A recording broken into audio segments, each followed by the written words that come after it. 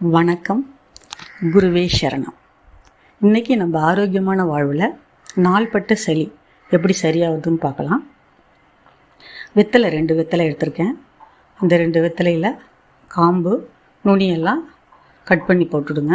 ஒரு சின்ன துண்டு இஞ்சி வச்சுக்கோங்க. ஒரு 2 சிட்டிகை ஜீரகம், நல்சீரகம், மிளகு 2 சிட்டிகை வச்சுக்கோங்க. இது அப்படியே மிக்சியில் ஒன்றும் பாதியமாக அப்படியே அரைச்சிக்கோங்க.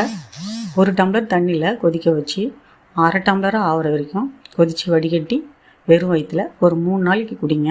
குடிச்சிங்கன்னா உள்ளே இருக்கிற சளி, சளி கட்டியாகிடும் பாருங்கள். அந்த மாதிரி இருக்கிற சளி உடனே கரைஞ்சி வெளியில் வந்துடும். இதை குடித்து பார்த்துட்டு எப்படி இருக்குதுன்னு சொல்லுங்கள்.